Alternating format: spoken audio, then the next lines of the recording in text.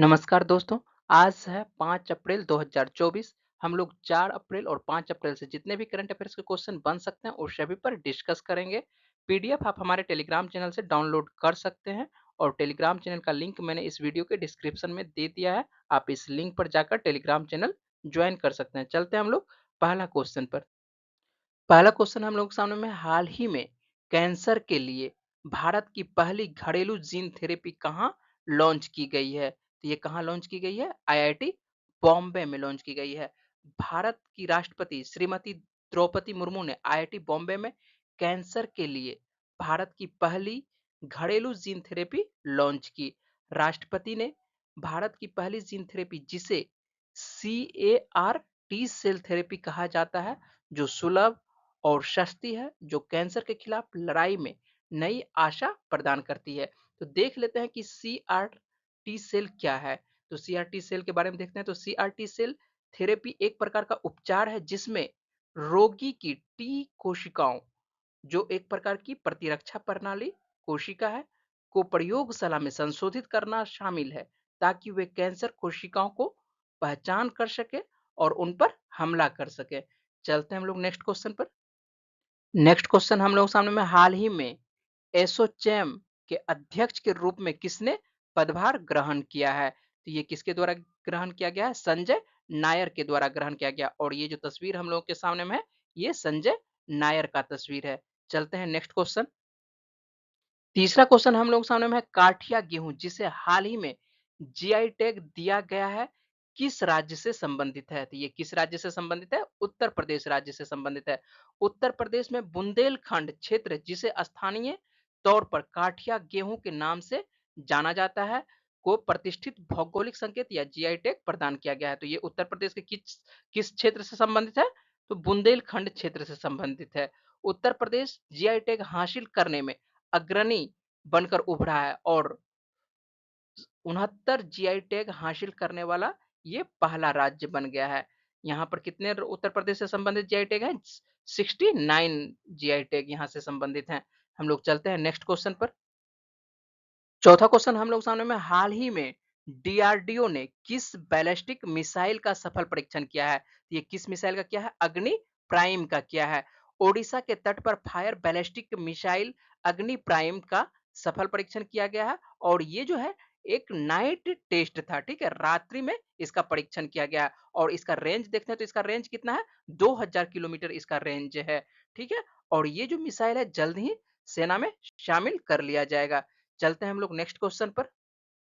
पांचवा क्वेश्चन हम लोग सामने में हाल ही में किसे टाटा इंटरनेशनल का नया प्रबंध निदेशक नियुक्त किया गया है? तो ये किसे नियुक्त किया गया है? राजीव सिंघल को नियुक्त किया गया है। टाटा समूह की वैश्विक व्यापार एवं वितरण शाखा टाटा इंटरनेशनल ने राजीव सिंघल को अपना प्रबंध निदेशक एमडी नियुक्त करने की घोषणा की है। और ये जो तस्वीर हम लोग के सामने में है, ये राजीव सिंघल का तस्वीर है। चलते हैं हम लोग नेक्स्ट क्वेश्चन पर। हम लोग सामने में छठा क्वेश्चन है, फोर्ब्स की न्यू बिलियनियर 2024 सूची में शामिल रेणुका जगतियानी किस कंपनी की चेयरपर्सन है? तो ये किस कंपनी के? लैंडमार्क ग्रुप की चेयरपर्सन है। 70 वर्षीय रेणुका जगतियानी लैंडमार्क ग्रुप की सीईओ है, जिनकी कुल संपत्ति के बारे में यदि बात करते हैं तो 4.8 अरब डॉलर, यानी यदि भारतीय करेंसी में बात करते हैं तो कितनी है? 40,000 करोड़ रुपए से ज्यादा है। और इनकी कंपनी का जो क्या कहते हैं, ग्रुप की स्थापना के बारे में बात करते हैं तो इनका स्थापना किसके द्वारा किया जाता है? लैंडमार्क ग्रुप की स्थापना इनके पति मिकी जगतियानी के द्वारा किया जाता है, 1973 में किया जाता है। और लेकिन इनका मृत्यु कब हो जाता है? 2023 में इनका जगतियानी का, मिकी जगतियानी का मृत्यु हो जाता है। और उनके बाद जो है इनकी पत्नी जो है रेणुका जगतियानी, यही इनका कार्यभार संभालती है और ये जो है वर्तमान में क्या है, इस कंपनी की सीईओ हैं। चलते हैं हम लोग नेक्स्ट क्वेश्चन पर। सातवां क्वेश्चन हम लोग सामने है, मियामी ओपन 2024 पुरुष एकल का खिताब किसने जीता है? तो ये किसके द्वारा जीता गया है? जैनिक सिनर के द्वारा जीता गया है। जैनिक सिनर के बारे में बात करते हैं तो ये कहाँ के खिलाड़ी हैं?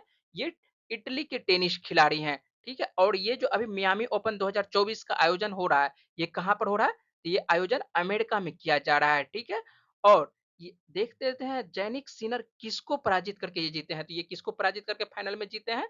ये बुल्गारिया के खिलाड़ी हैं, ग्रिगोर दिमित्रोव को पराजित करके ये जीते हैं।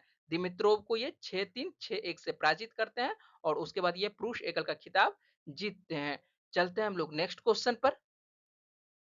हम लोग सामने में 8वां क्वेश्चन है, राष्ट्रीय खो-खो चैंपियनशिप 2023-24 पुरुष टाइटल का खिताब किसने जीता है? ये किस राज्य के द्वारा जीता जाता है? महाराष्ट्र के द्वारा जीता जाता है। खो-खो भारत का एक पारंपरिक खेल है जिसे बहुत प्राचीन माना जाता है। इसे भारत में दूसरा सबसे लोकप्रिय पारंपरिक खेल माना जाता है। इसे घर के अंदर या बाहर दोनों जगह खेला जा सकता है। यदि पहली खो-खो प्रतियोगिता के बारे में बात करते हैं तो ये कब आयोजित की जाती है? 1914 में आयोजित की जाती है। चलते हैं हम लोग नेक्स्ट क्वेश्चन पर। 9 नंबर का क्वेश्चन है, हाल ही में चर्चा में रहा ऑपरेशन संकल्प किससे संबंधित है? ये किससे संबंधित है? समुद्री सुरक्षा से संबंधित है।